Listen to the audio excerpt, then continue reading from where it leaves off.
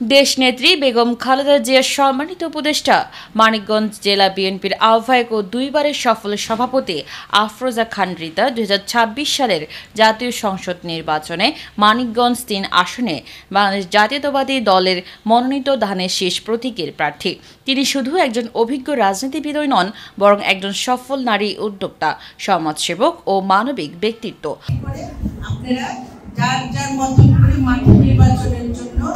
নেমে যেতে হবে।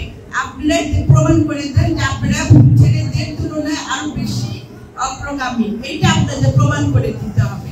তাহলে আমি মনে করব আমি যে নারী নেতৃত্ব নিয়ে আপনাদের সাথে কাজ করছি তার প্রতি আপনাদের সম্মান আছে, শ্রদ্ধা আছে। আপনারা আমি তো চলে জীবন থাকবো না, আমি চলে যাওয়ার পরে আপনাদের থেকে যেন কোনো নারী নেতৃত্ব বের হয়ে এসে যাতে আগামীতে মানিকগঞ্জের এই নারী নেতৃত্ব দিয়ে আমি যে শুরু করলাম এই শুরুটা যেন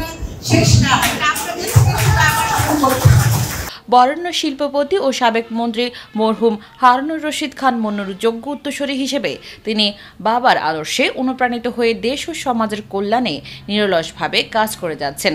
1961 সালের 4 এপ্রিল হারুনুর রশিদ খান মুন্নু ও হারুন নাহারের ঘরে জন্মগ্রহণ করেন আফরোজা খান রিতা। ছোটবেলা থেকেই তিনি বাবার সততা, ন্যায়পরায়ণতা ও কর্মনিষ্ঠার আদর্শে বড় হয়েছেন। শিক্ষা জীবনে তিনি অসাধারণ কৃতিত্ব দেখিয়ে এইচএসসি পরীক্ষায় সারা দেশে 8ম স্থান অর্জন করেন এবং পরবর্তীতে ঢাকা বিশ্ববিদ্যালয় থেকে এমকম ডিগ্রি লাভ করেন। লেখাপড়া শেষে বাবার ব্যবসা বাণিজ্যে সম্পৃক্ত হয়ে খুব দ্রুতই হয়ে ওঠেন একজন দক্ষ উদ্যোক্তা। বর্তমানে তিনি মুন্নু গ্রুপ অব ইন্ডাস্ট্রিজের ব্যবস্থাপনা পরিচালক হিসেবে Munnu ceramic, Munnu fabrics, Munnu attire, Munnu Jutex, Munnu medical college ও হাসপাতাল সহ একাধিক প্রতিষ্ঠান সাফল্যের সঙ্গে পরিচালনা করছেন। রাজনীতি, ব্যবসা ও সমাজসেবার প্রতিটি ক্ষেত্রে আফরোজা খান রিতা সমানভাবে সফল। তিনি অসহায় ও দরিদ্র মানুষের পাশে দাঁড়িয়ে বাবার মানবিক আদর্শকে বুকে ধারণ করেছেন। তার সহজ সরল, সদালাপী ও জনগণ নির্ভর নেতৃত্ব তাকে মানিকগঞ্জবাসীর কাছে জনপ্রিয় করে তুলেছে।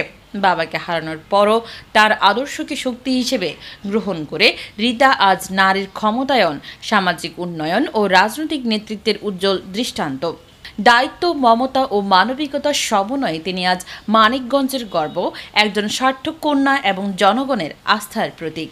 আমার একটা চাওয়া আছে, সেটা আপনাদের কাছে, যে আপনাদের ভালোবাসাটা, আপনাদের শ্রদ্ধাটা, যেটা আমার বাবা আপনাদের কাছ থেকে পেয়েছে, আমি সেইটাই আপনাদের কাছে চাই। আর কোনো চাওয়া পাওয়া নেই।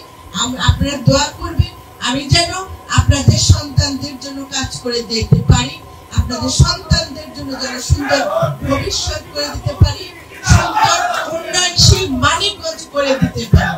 আসুন আমরা আজকে থেকে প্রতিজ্ঞাবদ্ধ হই, আমরা সবাই ধর্ম বর্ণের ঊর্ধ্বে থেকে আমরা একে অপরের ভাই হয়ে, বোন হয়ে একসাথে হাঁটবো, কাজ করব এবং মানিকগঞ্জের উন্নয়নে একে অপরের সঙ্গী হয়ে আগামীতে মানিকগঞ্জের উন্নয়নের দিকে নেওয়ার জন্য ধানের শীষে ভোট দিয়ে বাংলাদেশ জাতীয়তাবাদী দলের সরকার গঠন করব, যেই সরকারের নেতৃত্বে থাকবেন আমাদের নেতা জনাব তারেক রহমান।